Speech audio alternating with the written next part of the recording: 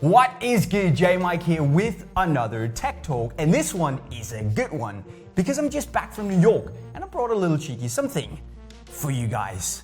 The brand new Nike Mercurial Superfly V, which according to Nike is the fastest boot they've ever built. And obviously there's been quite a few changes from the Superfly IV to the Superfly V, which is why today you and I are going to take a closer look under the hood of the new boot to see what actually to expect when the Superfly V drops this summer. Now one more thing, this colorway, awesome as it may be, is just a sample colorway, so Nike and we could show off the tech to you guys. So there's no guarantee this is gonna hit the shelves, or your feet for that matter, anytime soon. Which is a shame because it looks ridiculously good. But before we get started with the actual tech talk, here's a quick fire round of frequently asked questions. When is the boot gonna drop? Early June. What's the price gonna be? Well, nothing is official yet, but I'm guessing around 300 euros. Will you review it? Yes. Will you compare it to the Superfly IV? Yes. Is Unisport gonna be the place to be for all things Superfly V? Well, obviously. Now let's go. Now, if you've seen my first thought video from New York, you know that there are three main areas of innovation on the Superfly V. The sole plate, the stud shape / configuration, and of course the upper. And looking at the latter, the big deal is this new 3D speed rip technology, which of course made some genius in the comment section below ripped for her pleasure. I laughed. A little bit. Ha ha. Ha ha. But anyway, this is actually a cable structure woven into the upper to give you more friction and ultimately more grip and control on the ball. But the big deal and the big question for me here, if there's enough space between the ribs to actually give you the structure you need to get the friction on the ball, or if they're too close so they add a bit of a too uniform surface for you to really feel the added friction they're supposed to be. Now, having the boots in hand, I gotta say that it feels like it's gonna be a difference, but obviously that's something I'm gonna check out when I review the boots later on. But the big deal here is actually, there are a lot of big deals as you can hear, but the big deal is actually that they're knitted into the structure itself. So there are no flywire cables, no nothing, it's all knit. And where the upper is 1 millimeter thick, the cables themselves are 2.5 millimeters raised. And that means that while they're also going to add some friction, you're going to get a structured feel to the upper and perhaps even a slight amount of a dampened feel on the ball as well. It gets cooler though, because some of the speed rips are actually connected to the sole and the laces just like we know it from the Superfly IV.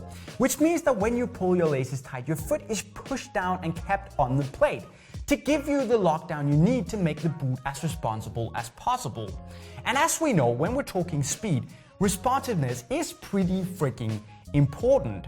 So that means that you get two benefits into one technology, if said technology works, at least.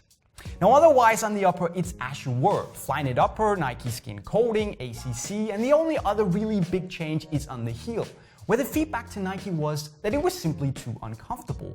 So they went in and looked on the internal transition from boot to dynamic fit color and made it softer and smoother. And also they cut down on this protective piece of silicone on the outside of the heel to make it more distractionless and cause fewer blisters to pop up and annoy the big Jesus out of you. The biggest change for me though is the sole plate, where Nike went in and looked on how they could make it more efficient for hardcore speed.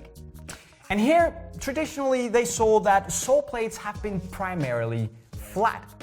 Now the thing is that your foot isn't flat, and that's a problem because when the sole plate doesn't hug your foot completely, it means your foot will move a bit around inside the boot, and that sucks because you lose a bit of responsiveness.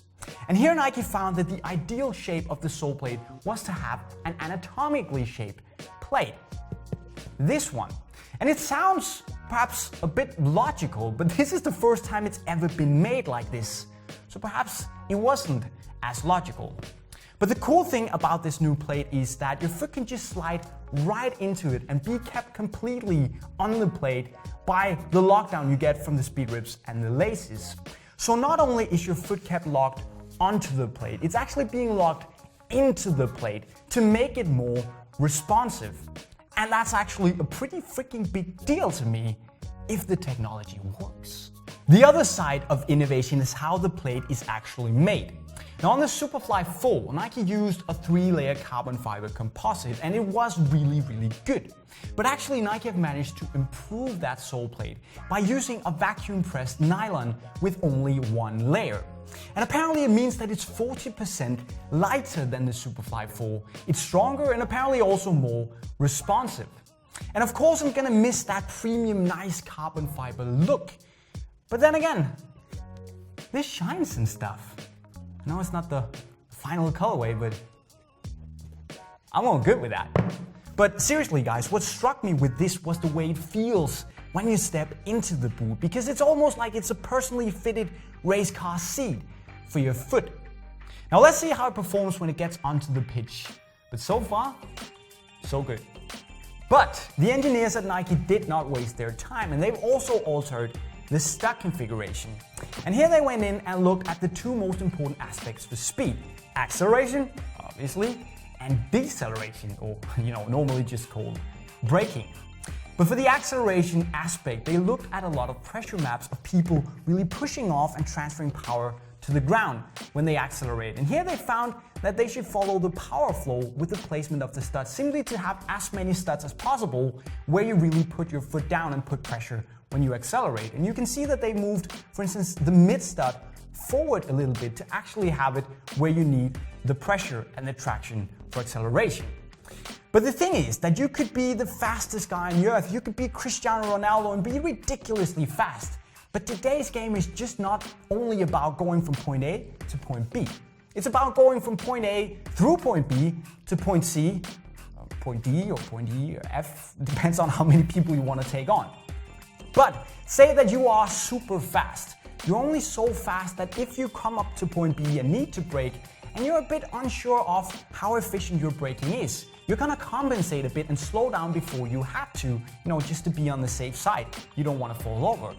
And that means that there's some room for improvement for Nike to really go in and optimize the shape and the pattern of the studs to also help you brake more efficiently. Now they also had to look on not making it too aggressive so you would snap your ACL or your meniscus when you brake too hard. But they still claim that they've made braking more efficient so you can brake on a tighter spot and not overcompensate when you're running at speed with the new stock configuration. That's a big claim, and I look forward to trying it and not falling over, but let's see when we hit the review. Okay, so what's more? Weight. This bad boy weighs in at 192 grams, which is pretty much the same as the Superfly IV. So the sole plate might be 40% lighter, but obviously the added thickness of the speed ribs will also kind of even out that weight difference. And obviously to me it doesn't really matter that much because it's under 200 grams. And like some clever guy at Nike once said, it's not all about lightweight, it's about the right weight. Also, a lot of you people have asked me about the fit of the Superfly V, and it seems to be still built on the V12 last that they've used on the Vapor and the Mercurial since the Vapor 8. And that means that you're gonna get a really narrow, tight-fitting boot. So if you have a monstrosity of a wide foot, then I'm terribly sorry, but this is probably not the one for you to take. Now the last thing I want to touch upon is the looks of the boot. Obviously it's still a prototype, it's still a sample, but the looks. And a lot of people have said that it reminds them a little bit about an American football cleat. And I tend to agree with you, but you know what? I think there's a lot of potential with this, with the knit, and it can look really, really cool. The only thing I'm a bit so-so about is the application of the swoosh here. But then again, it is a prototype, so it might change 100 times before it releases. But guys, as you probably gathered, I'm absolutely buzzing about the Superfly V. Really excited to try them on my feet on the pitch. But what do you guys think about the latest Superfly?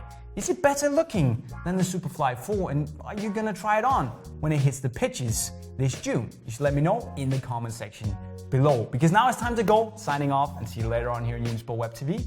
Cheerio. Man.